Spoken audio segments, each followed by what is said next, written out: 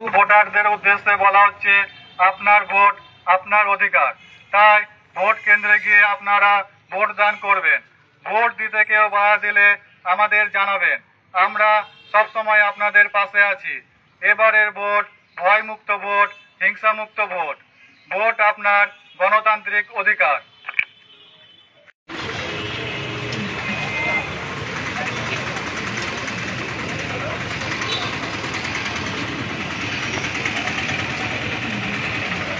জানাতে এবারে vote ভয়মুক্ত vote, হিংসামুক্ত vote. আমরা সবসময় আপনাদের পাশে আছি। ভোট আপনার গণতান্ত্রিক অধিকার।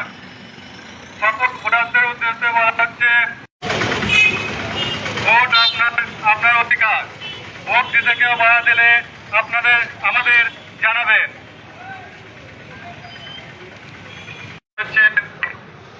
আপনার ভোট আপনার অধিকার। তাই ভোট কেন্দ্রে গিয়ে আপনারা ভোট দান করবেন। ভোট দিতে কেউ বাধা দিলে আমাদের জানাবেন। এবারের ভোট হিংসামুক্ত ভোট, ভয়মুক্ত ভোট। আমরা সব সময় আপনাদের পাশে রয়েছি। ভোট আপনার গণতান্ত্রিক অধিকার। সকল ভোটারদের উদ্দেশ্যে বলা হচ্ছে আপনার ভোট আপনার অধিকার। তাই ভোট কেন্দ্রে গিয়ে আপনারা ভোট দান করবেন। ভোট দিতে কেউ বাধা দিলে আমাদের জানাবেন। সকল ভোটারদের উদ্দেশ্যে বলা হচ্ছে আপনার ভোট আপনার অধিকার। তাই ভোট কেন্দ্রে গিয়ে ভোট দান করবেন। ভোট দিতে কেউ বাধা দিলে আমাদের জানাবেন, আমরা সবসময় আপনাদের পাশে আছি। এবারের ভোট ভয়মুক্ত ভোট, হিংসামুক্ত ভোট। ভোট আপনার গণতান্ত্রিক অধিকার।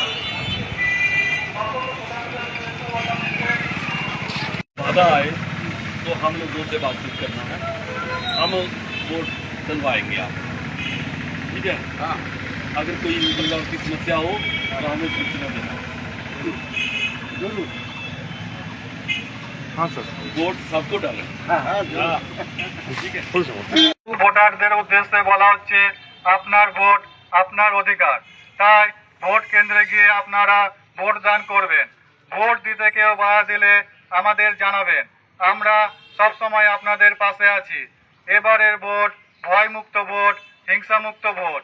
ভোট আপনার গণতান্ত্রিক অধিকার।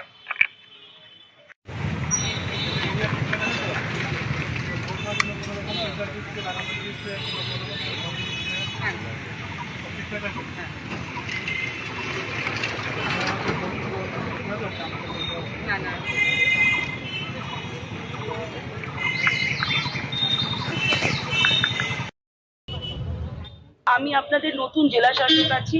আমি এই জন্য আমরা রুট মার্চে বেরিয়েছি। আপনাদের যদি কোনো প্রবলেম থাকে আপনারা বলতে পারেন। 1950, আবার বলছি 1950 আমাদের কন্ট্রোল রুমের নাম্বারটা আছে।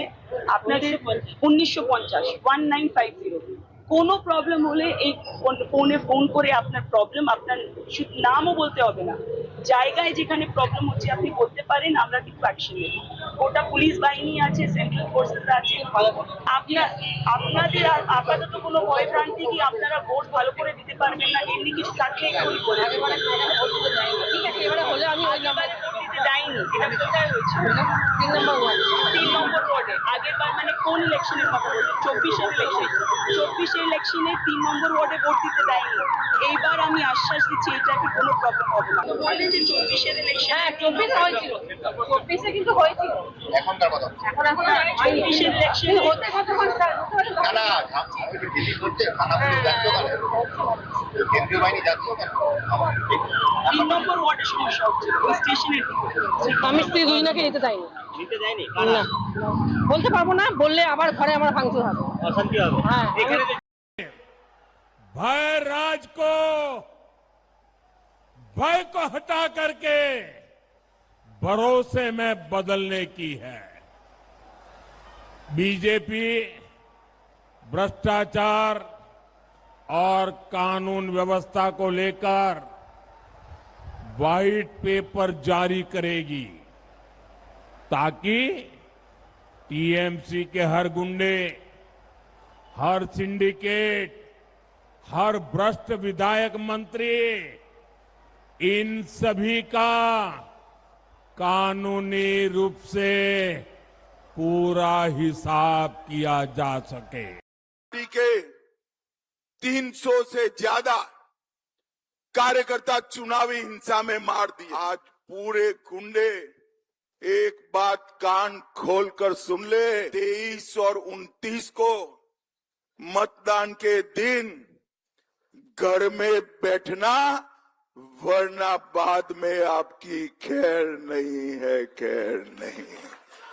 पूरे बंगाल की जनता बेखौफ होकर मतदान करे। चुनाव आयोग ने सेंट्रल पैरामिलिट्री फोर्सेस की ढंग से व्यवस्था करी है। গতবার প্রবলেম ছিল, এবার কিন্তু ইলেকশন অন্যরকম হবে, ঠিক আছে? ঠিক আছে আর কাউকে কোনোভাবে ভয় দেখানোর চেষ্টা করবেন না। ঠিক আছে যদি করেন তাহলে আপনার এগেনস্টে কিন্তু কঠিন ব্যবস্থা নেওয়া হবে। আগের বছরের অভিযোগগুলো দেখে আপনার কাছে আসা হয়েছে। এখানে কিন্তু শুধু আমরা নেই, প্যারামিলিটারি ফোর্স আছে, সব আছে। সুতরাং এমন কোনো কাজ করবেন না যেখানে ভোটের কোনো রকম অসুবিধা হয় বা কোনো ভোটারের অসুবিধা হয়।